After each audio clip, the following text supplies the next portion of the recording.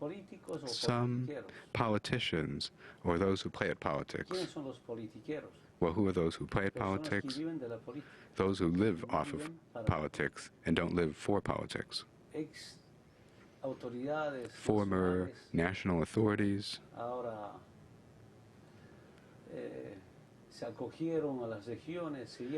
they've turned to the regions in order to put up resistance against my government. Former neoliberals who want to recoup the national government or take back the national government with pretexts such as autonomy, private property, so many things that they turn to figure out how they can weaken President Evo Morales. Now, speaking of autonomy, the national government is going to guarantee autonomy for the peoples, not autonomy for the small elite cliques. And therefore, in this new constitution, new political constitution of the Bolivian state, which still needs to be put to a popular consultation, there's guarantee for autonomy, not just autonomy of the departments, but also autonomy for indigenous peoples, as the United Nations proclaims in its Declaration on the Rights of Indigenous Peoples, regional autonomy as well. But those opposition groups who lost the control of the national government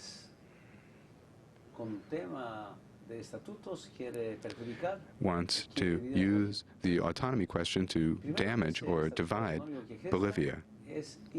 First, the autonomy statute that they're holding a vote on is illegal and unconstitutional. Why? Because under the current constitution, there's no provision for autonomy.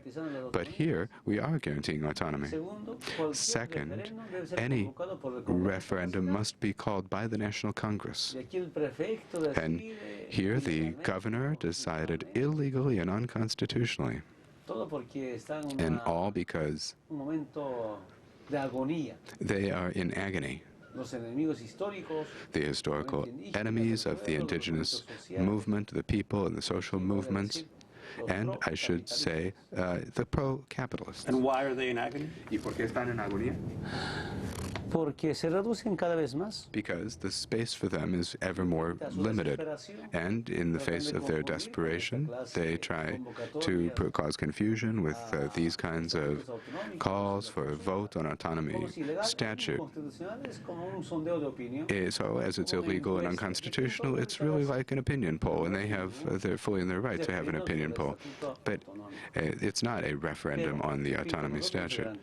But I repeat, we are going to guarantee, well, to better explain, first the mother and then the child. So first the new constitution, and then a decision on autonomy statutes. How can you have a child without the mother?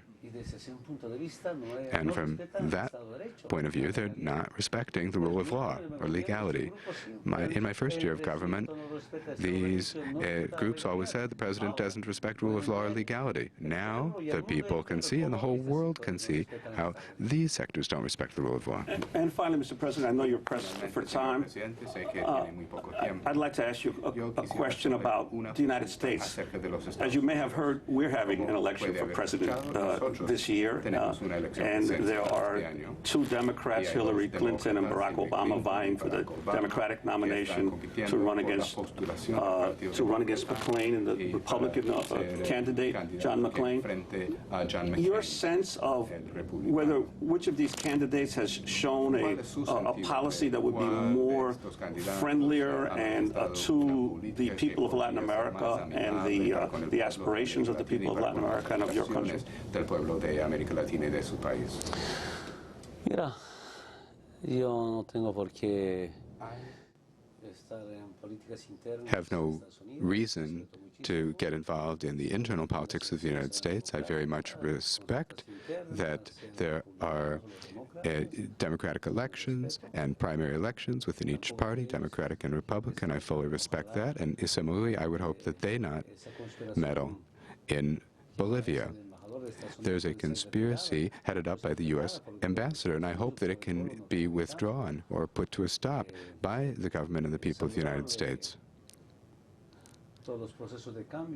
Processes of change are healthy everywhere, seeking equality and social justice. The most important thing that us presidents can do, or that candidates can do, but I have no reason to give an opinion in respect of one party or another, or in respect of the candidates who are vying for the candidacy in the primaries.